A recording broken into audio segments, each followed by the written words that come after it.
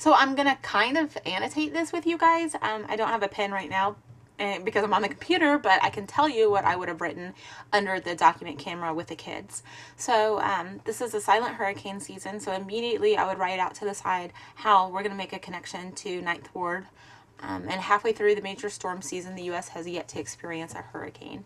I would go ahead and pull out and talk about the images with the kids because it's kind of the elephant in the room. They're going to notice it anyway. But that's what a hurricane looks like. And I would make a background knowledge connection down here to how I experienced a hurricane when I lived in Florida. So I would tell them about that. So September is an exciting month. It marks the end of summer and the beginning of the school year.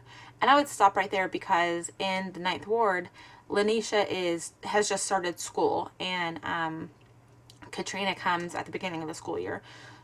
So we can definitely talk about that.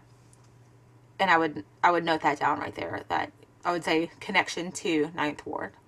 It is also an active time in nature. September is a midpoint of the Atlantic hurricane season, the time when the storm activity is at its strongest. But this year, things in the sky have been unusually quiet. We have seen a few tropical storms, but not a single hurricane. So right there, I would ask a question, why?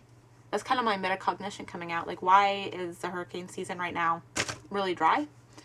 What does this hurricane drought tell us about our planet's unpredictable and changing climate? And that kind of answers, it's going to be the second part of the question that I just asked. So, down lower. Hurricanes are large swirling storms with high winds. The Atlantic hurricane season lasts from June 1st to November 30th. Some hurricanes take place at other times, but most fall within this period. In May, the National Oceanic and Atmospheric Administration predicted a tropical storm season with between 7 and 11 hurricanes. And out to the side, I'd probably write, wow, that's a lot. In August, they lowered the prediction to between 6 and 9 hurricanes, but still expected some would become storms with winds exceeding 100 miles per hour.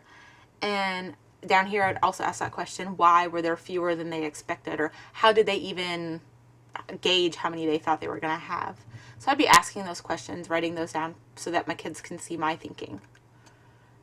Though monster storms can hit at any point during the season, like Sandy in late October of 2012, and I would talk a second about Sandy because I don't know that they remember that. September is historically the biggest month for hurricanes, so the lack of activity this month demands an explanation. There's an intense scientific debate going on here, wrote science journalist Chris Mooney at Mother Jones. And I would probably underline Mother Jones because I don't think that my kids would understand that that's a magazine or a newspaper or publication. So I would circle that and talk about that. The hurricane picture under climate change may be more complicated than previously supposed. So anyway, I won't bore you guys to death, but as I'm going through, I'm just kind of listening to my metacognition. I'm thinking about what questions I have, what connections I can make to the time I was in a hurricane or a tropical storm, and then also making those text-to-text connections to Ninth Ward.